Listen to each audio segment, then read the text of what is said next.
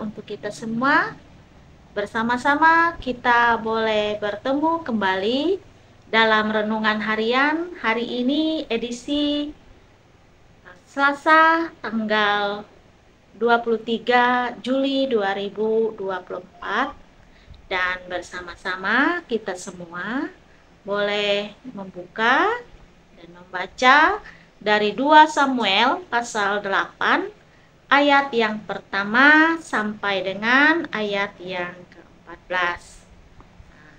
Di tempat kita masing-masing, kita boleh membuka dan membaca dari 2 Samuel pasal 8 ayat yang pertama sampai dengan ayat yang ke-14. Di sini berperikop kemenangan-kemenangan Daud. Saya hanya membaca pada ayat yang ke-6b dan juga ayat yang ke-14b saja untuk kita.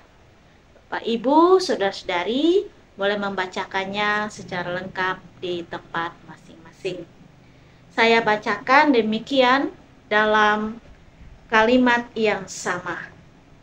Tuhan memberi kemenangan kepada Daud kemanapun ia pergi berperang. Saya memberi tema dalam renungan malam kita pada saat ini, yaitu berkemenangan di dalam Tuhan. Saudara-saudaraku, apa yang kita harapkan ketika ikut dalam perlombaan? Ya, setuju, adalah kemenangan. Apa yang kita perjuangkan ketika kita pergi berperang adalah kemenangan. Tidak ada orang yang menang tetapi tidak mau berperang, berjuang, dan berkorban. Perjalanan kehidupan kita merupakan sebuah peperangan, pertempuran, perlombaan, pergulatan, dan pergumulan melawan segala bentuk kejahatan dan keegoisan. Orang yang menang adalah orang yang mau berperang. Tuhan kita adalah Tuhan yang menang. Tuhan kita adalah Dia yang maha besar dan maha kuasa.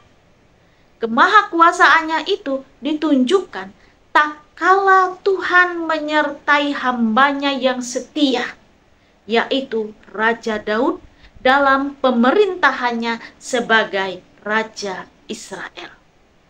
Inilah nas kita yang bersama-sama kita bacakan, kemenangan Daud.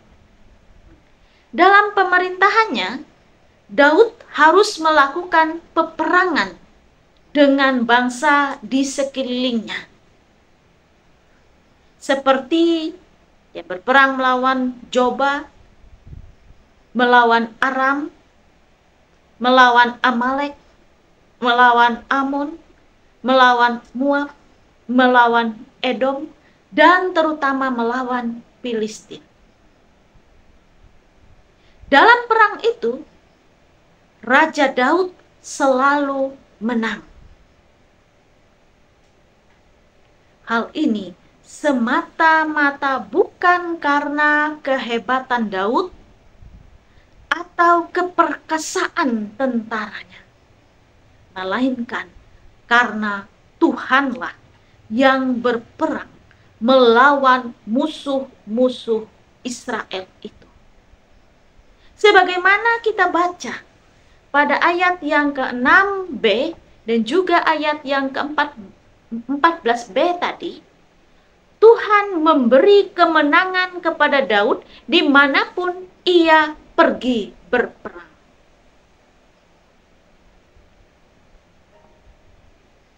Hal ini dilakukan Tuhan karena ia hendak menunjukkan bahwa dirinya melindungi umat.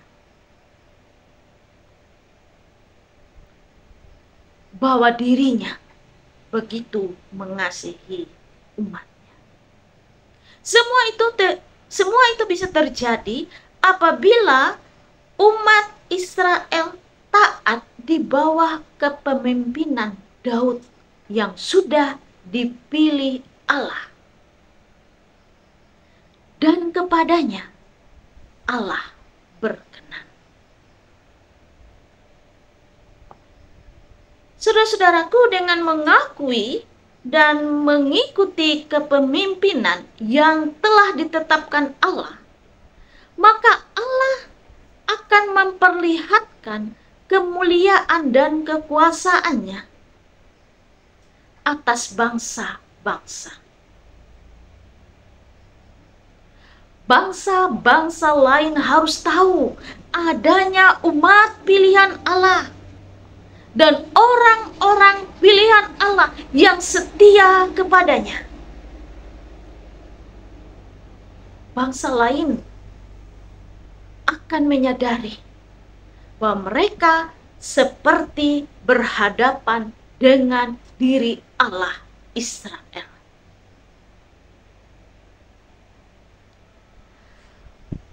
Bapak, Ibu, saudara-saudari yang kekasih dalam Tuhan kita Yesus Kristus. Demikian pula kita yang telah menjadi umat pilihannya. Kehadiran kita di tengah-tengah bangsa, di tengah-tengah dunia, adalah menjadi utusan pembawa tanda kuasanya di dunia ini. Kita juga dipanggil untuk menjadi umat pembawa damai sejahtera Allah yang harus disebar kepada bangsa-bangsa di dunia, kepada orang-orang yang ada di sekitar kita. Melalui Tuhan Yesus kita diminta untuk tidak takut, sebab Ia telah mengalahkan dunia ini. Kemudian Rasul Paulus juga menyatakan kita dalam Roma 8 ayat yang ke-37 sebagai umat pemenang yang lebih daripada orang yang menang oleh Yesus yang mengasihi kita. Dalam seluruh permasalahan hidup kita, Tuhanlah yang akan berperang bagi kita. Jikalau hidup kita adalah sebuah perlombaan, maka menangkanlah dan jalani hidup sebagai pemenang di dalam iman kepada Kristus yang telah mengerjakan keselamatan. Keselamatan bagi dunia, keselamatan bagi kita. Bahkan orang percaya dikatakan bukan hanya menang, melainkan lebih daripada orang yang menang. Kita adalah pemenang. Pemenang di dalam Tuhan Yesus Kristus. Amin. Mari kita bersama-sama berdoa. Kita bersatu.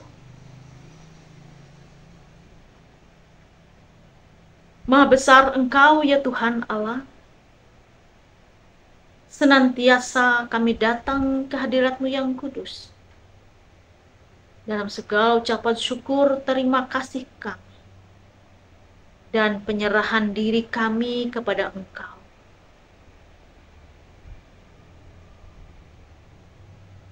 Kami umat yang dipilih, umat yang ditebus melalui Kristus Yesus. Kami memperoleh keselamatan. Engkau menempatkan kami di dunia ini untuk kami mengerjakan pekerjaan-pekerjaan Kristus. Untuk kami senantiasa membawa kabar sukacita di tengah-tengah kehidupan kami. Senantiasa dipakai hidup kami untuk menjadi saksi dimanapun kami berada. Dan kami mengerjakannya bersama-sama dengan Tuhan yang memberi kemenangan bagi kami. Kami berkemenangan di dalam Tuhan Yesus Kristus. Terima kasih Tuhan, berkatilah kami semua yang sudah mendengar akan kebenaran firman Tuhan. Dan biarlah kami senantiasa melakukannya dalam kehidupan kami. Terpujilah namamu, di dalam Yesus Kristus kami berdoa. Haleluya.